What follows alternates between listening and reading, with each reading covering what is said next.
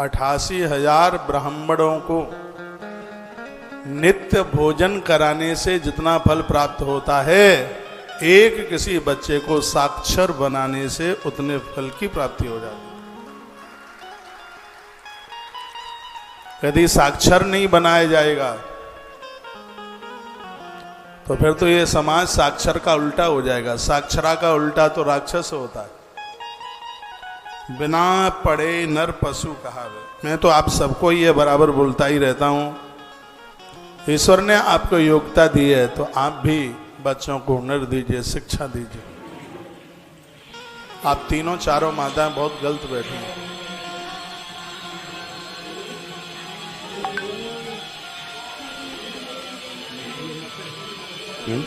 महाराज जी phone आया। हाँ, पीछे बहुत जगह है वहां।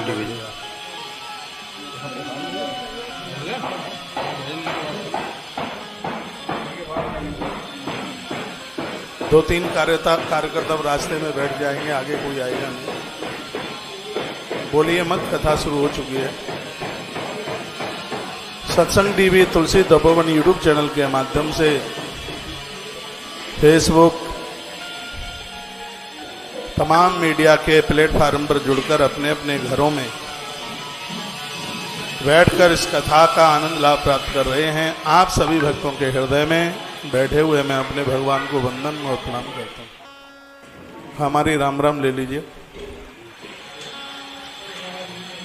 भगवान शिव की कथा आप सुन रहे हैं। भगवान शंकर की साधना करने से सभी तरह के दुखों से मुक्ति मिल जाती है। आज मैं अभी 12 बजे वाले कार्यक्रम में निवेदन कर रहा था कि गायत्री माँ के अनुष्ठान के लिए 40 दिन की जरूरत है। 3 साल तो नहीं निकाल पाएंगे, 40 दिन निकाल सकते। महादेव के अनुष्ठान के लिए 21 दिन, भगवान श्री कृष्ण के अनुष्ठान के लिए 16 दिन, क्योंकि कृष्ण में 16 कलाएं हैं।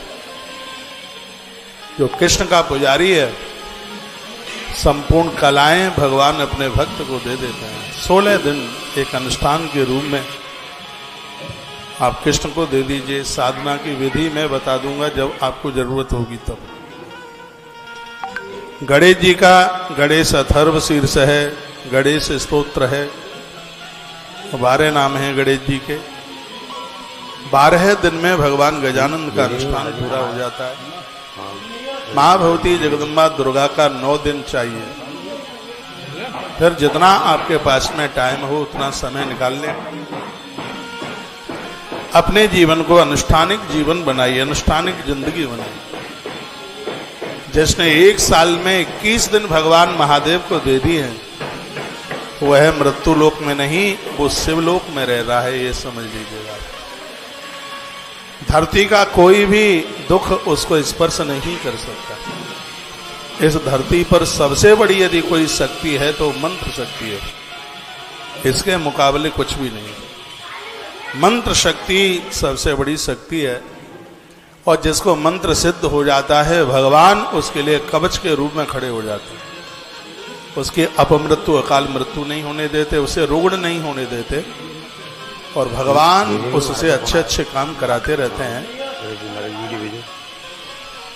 और यह बिल्कुल जरूरी नहीं है। प्रशांत, ये कैमरा और पीछे होगा और थोड़ा सा। अब ठीक है, तुम भी थोड़ा पीछे। ऐसा लगा मैं भी दिखता रहूं।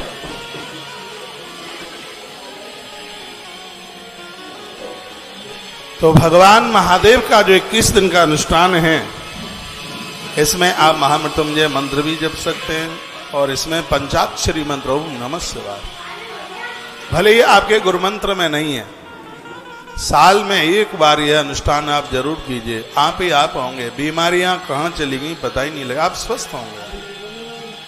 और सबसे आनंद की बात यह है कि वृद्धावस्था में कष्ट नहीं होता। मंत्र साधना करने वाले लोगों के पास कोई पाप रहते ही नहीं है। उनकी नकारात्मक सोच खत्म हो जाती। बेटा अमेरिका चला जाए, बहू भी चली जाए, उनको कोई फर्क नहीं पड़ता। वो कभी बैठ करके रोते नहीं हैं, कि बच्चे हमारे पास क्यों नहीं रह रहे हैं, उन्हें कोई फर्क नहीं पड़ता। उसके लिए यह साधना बहुत लाभ देती है। अब के बार हम साधना शिविर श्रीधाम वृंदावन में 12 तारीख से लेके 21 तारीख तक एक 9 दिन का अनुष्ठान, बैसाखी ऐसा 13 तारीख की होनी चाहिए, 13 तारीख से साधना शिविर आरंभ हो रहा है। आप भी आ सकें तो आ जाइए। देखिए साधना कैसे की जाती है, माला कैसे पकड़ी जाती है, जब कैसे किया जाता है, कैसे आसन लगाए जाते हैं। इस साधना का अपने आप में क्या आनंद है, उसकी अनुभूति उसकी आप कर पाएंगे। भगवान शंकर का अनुष्ठान हर क्षेत्र में विजय प्राप्त कराता है। मान्यता है कि भगवान शिव के साधकों की कभी भी पराजय नहीं होती। भगवान महादेव उसको इतनी शक्ति इतनी ताकत देते हैं। तो भगवान शंकर की साधना पूरी धरती पर विजय दिला देती है। और भगवान शंकर की पूजा करने से सबसे आनंद की बात है कि किसी भी प्रकार का रोग नहीं रहता, किसी भी प्रकार का शोक नहीं रहता। ओम त्र्यंबकं जजामहे सुगंधे पुष्टिवर्धनम्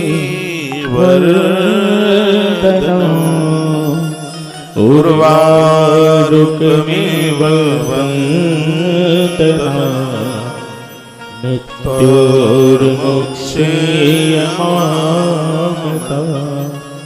ओम त्र्यंबकं यजामहे सुगंधे पुष्टिवर्धनम्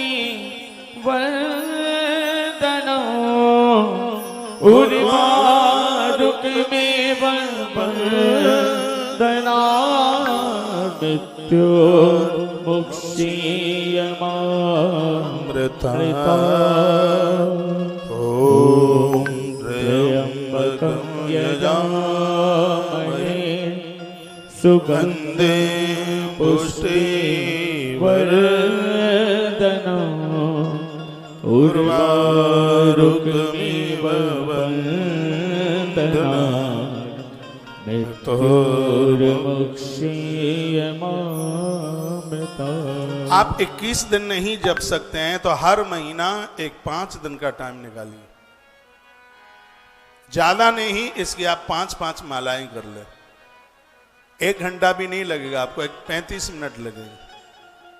और भगवान के लिए 35 मिनट भी नहीं आप निकाल सकते तो फिर ऐसा जीवन लेकर के करोगे भी क्या।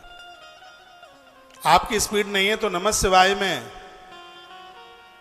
ज्यादा से ज्यादा 5 माला में आपको पौन घंटा से ज्यादा नहीं लगेगा।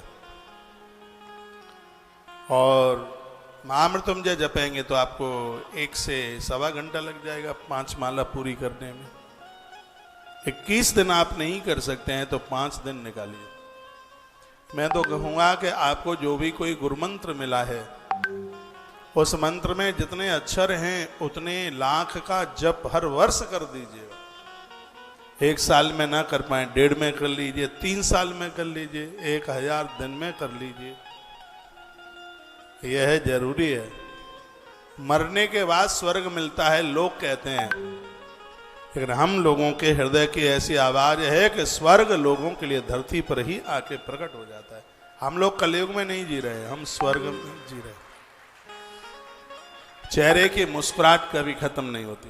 भगवान व्यास ने भगवान श्री कृष्ण के लिए 4 बातें लिखी। ऋषि व्यास ने 4 बातें लिखी। अब मैं चारों बातें आपको नहीं बताऊंगा, लेकिन एक बात मैं आपको बता देता हूं। कभी कृष्ण का चरित्र होगा तब पूरा विस्तार पूर्वक बात रख दूंगा। भगवान श्री कृष्ण की एक बहुत बड़ी विशेषता यह थी, कितनी भी दिक्कत परेशानी रही हो, धूर्त दुष्टों ने घेर लिया हो, भगवान श्री कृष्ण की मुस्कुराहट कभी कम नहीं हुई। यह उनकी बहुत बड़ी विशेषता थी। आप मेरी व्यासपीठ को फॉलो करते हैं तो आज महादेव का सोमवार है। सोमवार बड़ा सौम्य होता है, शीतल करने वाला है। ऐसा बताते हैं कि जिनको बहुत क्रोध आता है वो सोमवार के दिन चंद्रमा की पूजा करें, शिव की पूजा करें, शिव का अभिषेक करें, वह बर्फ के तरह बिल्कुल ठंडे हो जाएंगे। तो आज सोमवार मैं आप सबको बहुत आग्रह पूर्वक कहूंगा, कितनी भी दिक्कत परेशानी आवे, अपने चेहरे की खुशी को, अपने चेहरे की प्रसन्नता को कभी अलग मत होने देना। आप स्तुतियां करते हैं, आप प्रार्थना करते हैं, आपको कभी पता है इससे क्या होता है? आप स्तुति करते हैं, प्रार्थना करते हैं, श्लोक बोलते हैं, इससे क्या होता है? इससे आप सबकी थिंकिंग, आप सबकी सोच यह है, इससे भगवान प्रसन्न होते हैं। परमात्मा प्रसन्न होते हैं कि नहीं होते ये तो उन्हें पता होगा, लेकिन एक बात मुझे जरूर पता है, भगवान को प्रार्थना करने से हमें प्रसन्नता मिलती है, और जो जीव स्वयं में प्रसन्न रहता है उसके ऊपर भगवान जरूर प्रसन्न होते हैं, भगवान उसके ऊपर जरूर खुश होते हैं, 100% होते हैं, ऐसा हमारे ग्रंथों में लिखा। तो आप ये स्तुति ऐसा नहीं है कि हम ईश्वर को प्रसन्न करने के लिए कर रहे हैं, ये सब करने से हमें खुशी मिलती है। और याद रखिएगा, जिन लोगों ने अपने जीवन में प्रसन्न रहना सीख लिया है, ये पक्का है कि ईश्वर उसके ऊपर प्रसन्न हो गया है। जो स्वयं प्रसन्न रहते हैं, भगवान उनके ऊपर जरूर प्रसन्न रहते हैं। तो आज की कथा में मैं निवेदन करना चाहूंगा, स्वयं प्रसन्न होना सीख लीजिए। ये गरीबी अमीरी, ये सब जिंदगी के उतार चढ़ावे, मान अपमान, यह तो सब आता रहेगा, ये तो सब जाता रहेगा। बहुत बड़ी दिक्कत और परेशानी में भी पांडवों की तरह अपने प्रसन्नता को मन छोड़िएगा बिल्कुल। और जो स्वयं में प्रसन्न रहते हैं, उनके ऊपर भगवान अतिशय प्रसन्न होते हैं। तो देवी देवताओं की आराधना करते हैं, पूजा करते हैं, उनकी नेगेटिव भी खत्म होती है, नकारात्मकता उनकी खत्म होती है, तब उनके पास सहजता आती है, तब उनके पास सरलता आती है, उनके पास संतोष आके पैदा होता है। ऐसा ही जीवन जीने में आनंद है। भगवान शिव की पूजा करने से आत्मबल बढ़ता है। हम मुसीबतों को, परेशानियों को भी चुनौती दे देते हैं। भगवान शंकर की पूजा करने से आत्मबल बढ़ता है, ऊर्जा, और सबसे आनंद की बात है, साहस की अनुभूति होती है, कमजोरी का एहसास नहीं होता। यह भगवान महादेव की पूजा, आराधना, अनुष्ठान की महिमा है। मैं शिव पुराण की कथा कह रहा हूं, इसलिए मैं महादेव की पूजा की बात कर रहा हूं। किसी भी देवी देवता की आप पूजा करते हैं, उससे आत्मबल बढ़ता है, उससे उदासी समाप्त होती है, और उससे साहस चल कर के आता है। यह भगवान की पूजा की एक बहुत बड़ी महिमा है। यदि मुझे कोई पूछे तो भगवान की पूजा क्यों की जाती है, पूजा करने से आत्मबल बढ़ता है, माथे के विचार बढ़ते हैं, शक्ति का जागरण होता है। यह पूजा का प्रभाव है, इसलिए पूजन किया जाता है, इसलिए पूजा की जाती है। और भगवान की पूजा करने से लोग मृत्युंजयी हो जाते हैं, मौत को भी चुनौती दे देते हैं। एक बात मैं निवेदन करना चाहूंगा, एक व्यक्ति, स्वस्थ व्यक्ति, दिन रात में 24 घंटे में उसके माथे में 60,000 विचार आते हैं। मैं यह करूं, मैं यह ना करूं, मैं उनको देखूं, उनको छूऊं, उनको बोलूं, उनसे बात करूं, उनको फोन करूं, उनको मैसेज करूं। एक व्यक्ति के माथे में 60,000 विचार आते हैं। 60,000 में से 54,000 विचार ऐसे हैं जो किसी काम के नहीं, बेकार हैं, व्यर्थ के हैं। और इसमें से 6,000 विचार ऐसे हैं जो हमारे काम के हैं, और फिर भी हम उसको अपने काम में नहीं ले पा रहे हैं। जो भगवान की आराधना, साधना करते हैं, वो 6,000 विचारों को कामयाब बना देते, अपने काम में ले लेते हैं। इसलिए भगवान की आराधना, भगवान की साधना, स्मरण, चिंतन, समाधि, ध्यान, ये सब नित्य करने की आवश्यकता है, यह रोज करने की आवश्यकता है। आप अभ्यास डालिए, करके तो देखिए कितना आनंद आता है। आप आरंभ कीजिए, आप इसके बिना रह नहीं पाएंगे, आपको बहुत सुख होगा, आपको इतनी शांति मिलेगी। ये शांति किताबों में नहीं मिलती, ये शांति बाजार में नहीं मिलती, ये शांति एकाग्र चित्त होकर के आप बैठिएगा। किताबों में तो सब कुछ लिखा है, पकड़ोगे नहीं तो क्या है, दुकान पर सब चीजें रखी हैं, उसका क्रय करना होता है। ग्रंथों में सब कुछ है, उसको स्वीकार करना होता है। और जिस दिन हमें ये पता लग जाएगा कि यह पूरी दुनिया को ईश्वर चलाने वाला है। और जिस दिन इस बात को आप स्वीकार कर लेंगे, उस दिन इस धरती के श्रेष्ठतम व्यक्तित्व में से आपका व्यक्तित्व होगा। बस दुर्योधन जैसे लोग उसको समझ नहीं पाए। वो सामने खड़ा था तो भी नहीं समझ पाए। वो तो उसे ग्वारिया समझता रहा, वो तो उसे नटखट चोर समझता रहा। लेकिन उसको समझा था कुंती के पुत्रों ने, उसको समझा था मां कुंती ने उसे समझा था। एक दिन उसने अपने 5 पुत्रों को बिठाया, मां कुंती ने। महाभारत में कथा आती है, कुंती की आंख में आंसू थे। माता कुंती ने पुत्रों से कहा, बेटा आज मैं तुम्हारे ऊपर बहुत ज्यादा प्रसन्न हूं। जिस दिन पांडवों ने पहली बार व्रत किया था एकादशी का, उस दिन की बात थी। उन बच्चों ने, पांडु पुत्रों ने कहा था, मां ऐसा हमने क्या कर दिया है? तो बोली कि वही धरती पर वो मां कहलाने की अधिकारिणी है जिनके बच्चे 11 का व्रत करते हो। उस मां का भाग्य से बढ़कर के और क्या हो सकता है? बेटा तुमने कृष्ण को समझा है, पहचाना है। और जब कहीं हस्तिनापुर के बंटवारे की बात, युद्ध की कोई चर्चा भी नहीं थी, तब माता कुंती ने कहा था, मेरे पुत्रों को इस धरती पर कोई पराजित नहीं कर सकता, इसलिए क्योंकि मेरे पुत्रों ने द्वारकाधीश को पहचान लिया, इसलिए वो कृष्ण के बन गए हैं। इसलिए ये सब बातें तो हमारे और आपके लिए। भगवान से जुड़ करके एक पावर बढ़ जाता है। पंखा है, ये तभी चलता है जब इसमें पावर आता है पीछे से। तो हमारे पास में पावर जब पीछे से चल करके आता है, उसी से हमारी ताकत, उसी से हमारी शक्ति बढ़ती है। ये शरीर कितना सुंदर सुंदर शरीर आप लिए हैं, अंदर से इसमें पावर है, इसमें आत्मा जिसे कहते हैं। जब तक इसके अंदर आत्मा है, तब तक सब लोग आपको छूना चाहते हैं, सब लोग आपकी तस्वीर खींचना चाहते हैं। यदि इसमें से पावर निकल जाए तो नकुआ में रुई लगा देते हैं, मरते समय आंखें खुली रह जाती हैं तो उसको बंद कर देते हैं, भयावनी तस्वीर लगती है। और खुली हुई आंखों को कोई देख ले तो इतना डर जाता है कि भूत बन के रात को मेरा ही गला ना दबा ले। कोई छूना नहीं चाहता, और छू भी लेता है तो तत्काल जाकर के स्नान करता है। आदमी जब जल जाता है, जलने के बाद राख में उसके फूल बन जाते हैं। ये तो आप जानते होंगे ना, वो फूल चुनने की बात कही जाती है। जिस आदमी ने इतना सब कुछ किया है, मरने के बाद लोग उस आदमी से कितना दूर हो जाते हैं। फूल समझ रहे हैं आप, जो फूल चुने जाते हैं।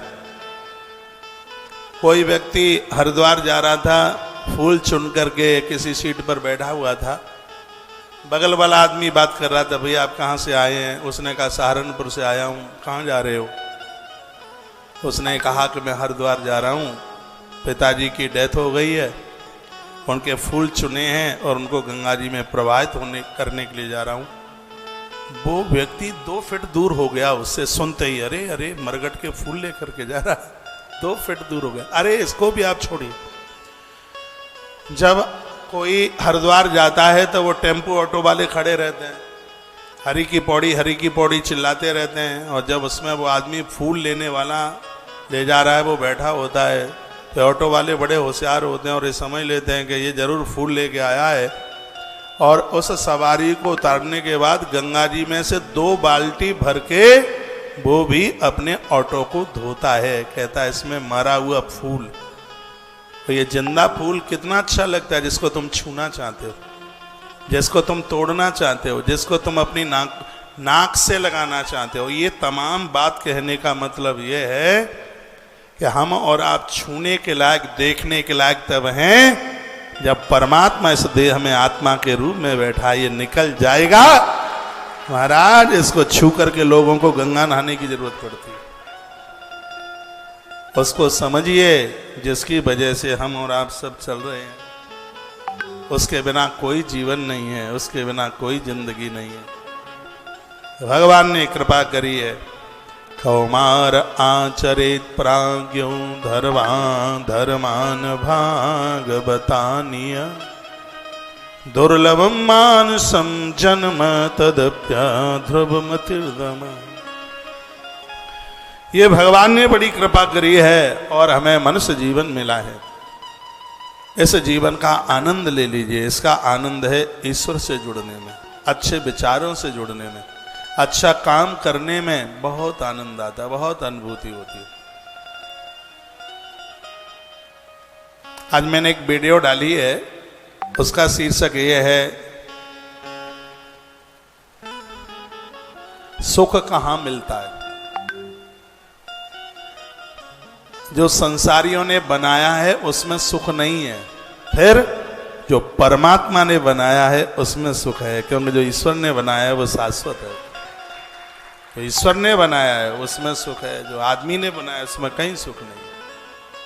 आदमी ने जो बनाया, गाड़ी घोड़े गाड़ियां आदमी ने, मकान महल होटल, ये सब चीजें आदमी ने बनाई हैं, तो यहाँ सुख मिलता ही नहीं है। सुख मिलता है पहाड़ों पर, क्योंकि वो भगवान ने बनाया। सुख मिलता है नदियों के किनारे, क्योंकि भगवान ने बनाया। सुख मिलता है पेड़ों के नीचे, क्योंकि उसकी रचना भगवान ने की है, इसलिए वहां सुख मिलता है। जो चीजें ईश्वर ने बनाई है, परमात्मा ने बनाई है, उसकी कदर कीजिए। कभी वहां सुकून से बैठिए, उम्र लंबी हो जाएगी, आप टेंशन मुक्त हो जाएंगे। करके तो यह देखिए, थोड़ा सुबह घूमने को जाया करो। आपके आसपास बगीचे, फरीदाबाद में बहुत बगीचे कॉलोनियों में बने। थोड़ा घर से बाहर निकल के आइए, पेड़ों के पास बैठिए, पेड़ों से बात कीजिए, खुली हवा का आनंद लीजिए। कभी ऐसे तीर्थों में जाइए जहां पर नदियां बह रही हैं, वहां जाइए, देखिए कितना सुकून मिलता है। मैं निवेदन कर रहा हूं भगवान की पूजा से और क्या मिलता है। जिन लोगों को दुर्भाग्य ने घेर लिया है, तमाम तरह की परेशानियां हैं, महादेव की कृपा से दुर्भाग्य सौभाग्य में बदल जाता है। दुर्भाग्य नाम की कोई चीज ही नहीं रहती। उल्टा भी हो रहा है, वो सब सुलटा हो जाता है। उल्टा उल्टा का उल्टा तो सुलटा ही होता है। उल्टा भी सुलटा, जो गड़बड़ भी हो रहा है वो सब ठीक हो जाता है। भगवान की आराधना में, भगवान की पूजा में इतना बड़ा प्रभाव है। और ऐसा भी बताते हैं, भगवान की आराधना करने से शत्रु का भी नाश हो जाता है। इसलिए रावण को परास्त करने के लिए भगवान प्रभु श्री राम जी ने महादेव की रचना की। महादेव की आराधना कर, प्रभु की आराधना करने से शक्ति मिलती है। आपके बच्चों को एग्जाम देने के लिए जाना हो, उनको बोलना दिया जला करके जाए, उनको बोलना हाथ में बेलपत्र रगड़ करके जाए, उनको बोलना कि भगवान के ऊपर बेलपत्र चढ़ा करके जाएं, एक दिया जला करके जाएं, भगवान को प्रणाम करके जाएं, माथे पर हल्का सा टीका करके जाएं। ऐसे प्रश्न आएंगे जिनके सवाल आपकी खोपड़ी में थे ही नहीं, उनके उत्तर आपकी खोपड़ी में थे ही नहीं, लेकिन आप ईश्वर को ध्यान करके आप जाएंगे तो सत्य यही है, आप एक एक क्वेश्चन का आंसर देने वाले होंगे और आपका सिलेक्शन हो जाएगा। ईश्वर से जुड़ करके देखिए। जो यहाँ फौज में रहे हों, आपका बेटा हो या आपका पति हो, उनको पूछ लेना, आर्मी ने भी एक ऐसी व्यवस्था की है, सरदारों के लिए वहां पर गुरुद्वारा है, ईसाइयों के लिए वहां पर गिरजाघर है, मुसलमानों के लिए वहां पर मस्जिद है और हिंदुओं के लिए वहां पर मंदिर है। उनका एक मुखिया, उनको एक मास्टर, उनको एक गुरु के रूप में, जैसे धर्म गुरु के नाम से जाना जाता है, वो इन महारथियों के हौसले को कम नहीं होने देता। वो उनको ऊर्जा भर देता है, ऊर्जा भर देता है। तो 100 बातों की बात यह है, हम उसी समय टेंशन से मुक्त हो जाते हैं जब हम अपने आप को भगवान से जोड़ देते हैं। वहां से एक एनर्जी मिलती है, वहां से एक ताकत मिलती है, जिससे हम और आप पावरफुल होते हैं। मुझे कोई पूछे, से महापुराण की कथा सुना रहा हूं, मुझे कोई ये पूछे कि भगवान की आराधना पूजा क्यों की जाती है, भगवान की कृपा से तो हम स्वतंत्र हो जाते हैं। भगवान से जुड़ करके शत्रुओं का नाश हो जाता है और भगवान की कृपा से मनोवांछित फल की प्राप्ति हो जाती है। ये ईश्वर की ही यह कृपा है। इसलिए परमात्मा के बिना तो एक क्षण भी रहने की कोशिश मत कीजिए। ईश्वर के बिना। वो घर नहीं, वो मरघट है, वो शमशान घाट है जिन घरों में भगवान का मंदिर नहीं है। भाल पर तिलक, रोली, चंदन ये सब लगाया करो। कल आप सुन रहे थे, यमदूतों ने पूछा अब यह बताइए कि हम नरक किसको लेकर के आए। तो धर्मराज ने क्या जवाब दिया था कि ये त्रिपुंड धरा लोके भूभूत्यासितया गड़ा ते सर्वे परिहर्तव्या नानेतव्या कदाचन। जो भगवान के पुजारी हैं माथे पर त्रिपुंड लगाते हैं, तिलक लगाते हैं, चंदन रोली लगाते हैं, उन्हें प्रणाम करके आ जाना।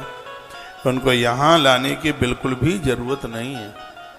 अभ्यास डालिए, 2 4 5 दिन तो आपको अच्छा नहीं लगेगा चंदन रोली लगाने से, लेकिन ये सही है। रोली लगाने से आयु और चंदन लगाने से संपदा बढ़ती है। देहि सौभाग्यम आरोग्यम देहि में परमं सुखम रूपम देहि जयम देहि यशो देहि दशो जय। सौभाग्य बढ़ता है। कुमकुम रोली, चंदन चंदनम महत् पुण्यम सर्व पाप प्रणाशनम आपदाम अपहरतारम लक्ष्मी तिष्ठति सर्वदा। मैं तो युवा बच्चों को कहूंगा इसको भले ही आप शौक में लगाएं। आप सरदार के बच्चों को देखिए, उनके केस का जूड़ा बना हुआ होता है, अमृत चख लेते हैं तो वो पगड़ी बांधते हैं। उनके धर्म के अनुसार कितना मलूक लगता है, कितना बढ़िया लगता है।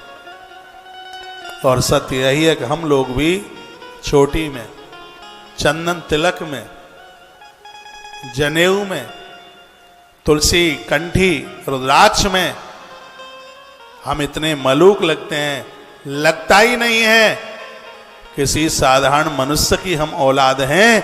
ऐसा लगता है कि हमारा जन्म ऋषियों के घर में हुआ है, हमारी माँ ऋषिका और हमारा बाप ऋषि है, ऐसा लगता है। ये नियम बना लीजिए, पूजा में आप बैठेंगे तो पैंट पहन करके नहीं बैठेंगे। एक घर में धोती रखिए, उसको लपेट कर बैठिए। एक कपड़ा ऊपर से डाल लो और एक कपड़ा नीचे लगा लो।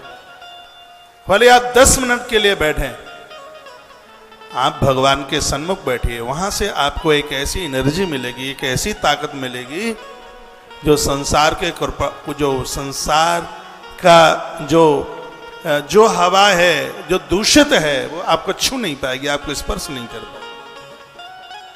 हम लोग सुबह 5-4 घंटा दे देते हैं, सुबह से लेकर लगभग 10 बजे ही फ्री हो पाते हैं, 10 तो बजे ही जाता है। लेकिन वो 5-4 घंटा दिया हुआ समय हमें कितनी एनर्जी देता है, कितनी हमें ताकत देता है, शब्दों में उसको बयानित नहीं किया जा सकता। विचार अंदर से उठ कर के आते हैं। ये आप कीजिए, आपका प्रोग्रेस, आपका उत्कर्ष होगा। ये नित्य माथे पर चंदन लगाने की आदत डालिए, मंदिर में दिया जलाने की कोशिश कीजिए, सूर्य नारायण को अर्घ देने। आज मैं स्कूल में गया था, दत्ता जी के स्कूल में। क्या बड़ाई करूं मैं उन बेटियों की जिन्होंने खड़े होकर जूतियां चप्पल उतार करके अपने स्कूल की हमें प्रार्थना सुनाई। उन बच्चियों को देख करके तो यह हमें लग रहा था कि हम क्यों न जल्दी कन्या विद्यालय चालू कर दें। उन्हें देख के, हृदय की भावना में बता रहा हूं आपको, उन्हें देख करके आश्रम में जमीन खरीद के डाल दी है बेटियों के विद्यालय के लिए। अब काम इतने छिड़े पड़े हुए हैं, अब लग रहा है कि एक एक करके इनको पूरा करते जाएं, तब अगला निर्माण फिर चालू करें।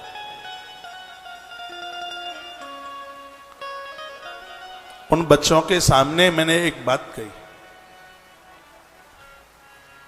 मैंने बोला है कि ये किताबें तुम्हारे सामने रखी हुई हैं, इन किताबों का पूरा ज्ञान मस्तिष्क में आकर के बैठ जाएगा।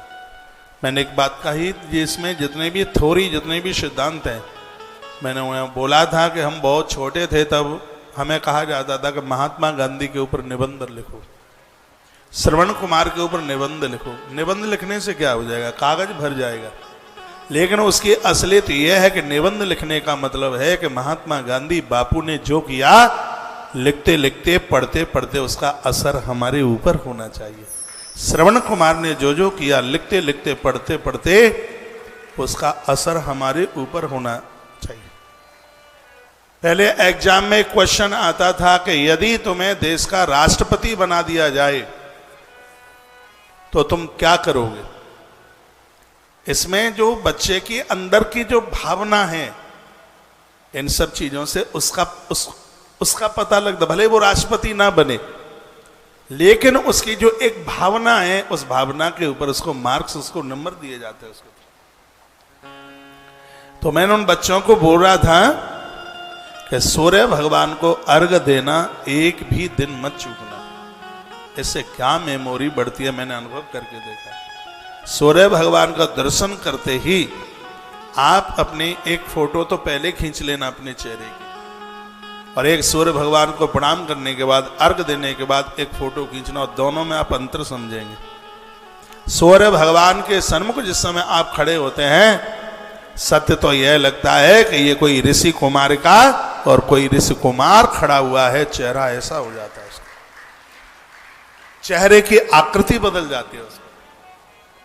ऐसा कुछ जीवन जिया जाए, क्या अद्भुत लिखा हुआ है। ये त्रिपुंड धरा लोके विभूत्या सितया गणा ते सर्वे परिहर्तव्यानानि तव्या कदाचन। इस समय लिखा है कि जो माथे पर त्रिपुंड लगाते हैं उन्हें हमारे यहां लेके मत आना। इसका मतलब है जो अब त्रिपुंड लगाएंगे वो तो कभी नरक जाएंगे ही नहीं। कथा कहती है जो त्रिपुंड लगाएगा, माथे पर चंदन तिलक लगाएगा, एक दिन वह बहुत जल्दी होगा कि उसके माथे में गलत विचार होंगे ही नहीं। जब गलत विचार आते हैं तभी तो अपराध होता है, और जब अपराध होता है तभी वो दंड का अधिकारी होता है। हम लोग पुलिस थाने जाते हैं, जेल में जाते हैं, कैदियों को प्रवचन सुनाइए, कथाएं सुनाइए, कैदियों को कथाएं सुनाई। हमें तो जाने में कभी भय नहीं लगा, डर नहीं लगा। क्यों नहीं डर लगा? क्योंकि हमने कोई गलत नहीं किया। इसलिए यमराज का भी भय उनको ही लगता है जिन्होंने कुछ गलत किया है, जिन्होंने अपराध किया है।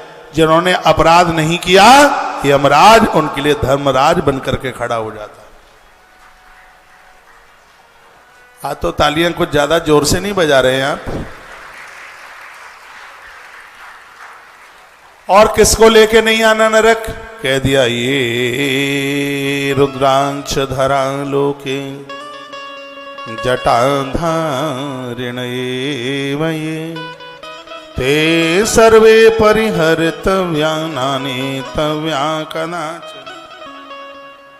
कह दिया जो रुद्राक्ष धारण करते हैं ऐसे लोगों को यहां पर लेकर के मत आना। जो महापुरुष महात्माओं का भेष धारण किए हुए हैं उनको भी लेकर के मत आना। जो महापुरुषों का भेष बनाए हुए हैं उनको भी यहां बिल्कुल भी लाने की जरूरत नहीं है, ऐसा बोल दिया।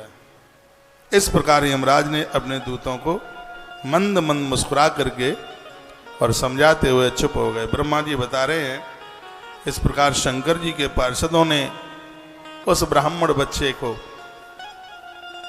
छुड़वा लिया जिसका नाम गुणनिधि था, और उसको भगवान शिव के लोक में लेकर के गए। भगवान शंकर ने खड़े होकर उसका आदर किया, क्योंकि उसकी मृत्यु मंदिर में हुई थी।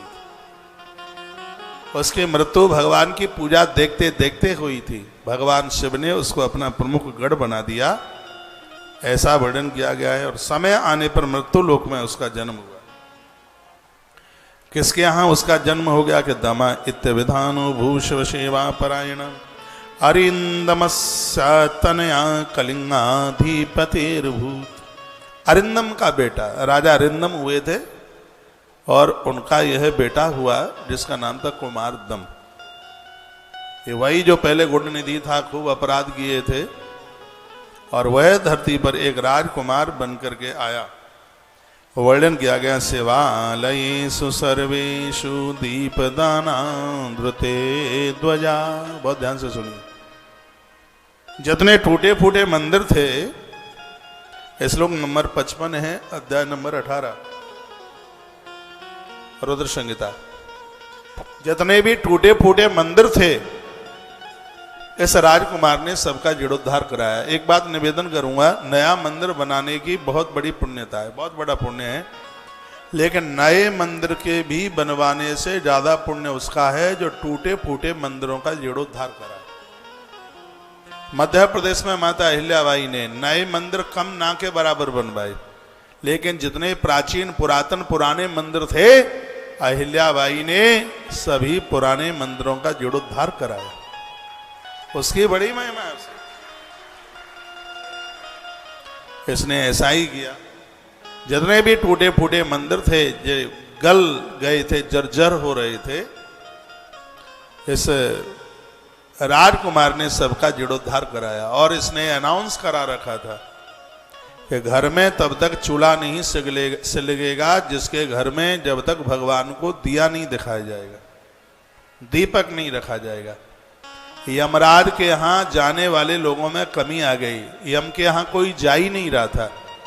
सगरे लोग भगवान के विमान में बैठ करके ठाकुर जी के लोक के लिए जा रहे थे। इसने नरक के दरवाजे खाली करा दिए।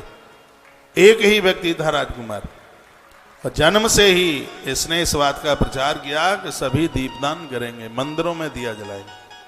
और ये जन्म से ही इसने ऐसा अनाउंस किया। ऐसा क्यों? हम अगले जन्म में हमारी यात्रा वहीं से शुरू होती है, पिछले जन्म में जहां तक काम करते करते हम मौत को प्राप्त होते। इसने मृत्यु के समय पर जलता हुआ दिया देखा था।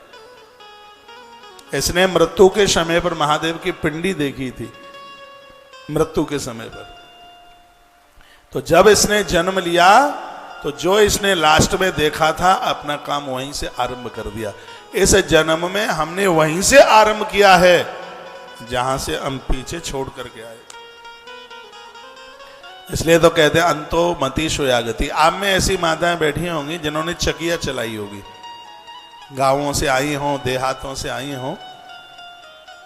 चक्की, जब तक चक्की चलती रही तब तक डायबिटीज नहीं हुई, पेट नहीं फूले, तब तक पेट में गैस नहीं बनी, तब तक चकिया का आटा इतना फायदेमंद रहा। रही चलाई होगी आपने, है? मक्खन, जिसको हमारी गांव की देहाती भाषा में जिसको लौनी बोलते हैं,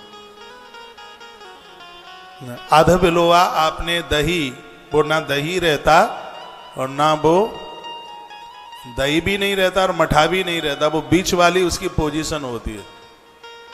इतना स्वादिष्ट होता है पीने में कि धरती पर ऐसा कोई पेय पदार्थ अभी तक नहीं बना जो कि दही और मट्ठे की जो बीच की पोजीशन का जो द्रव्य है, जो स्वाद उसको पीने में आता है, कोई ऐसा पदार्थ ही नहीं है उसके बराबर। ना तो कोई रस है उसके बराबर, ना कोई और पेय है उसके बराबर, दूध भी नहीं है उसके बराबर, प्योर दूध भी नहीं है उसके बराबर जो वह पेय है।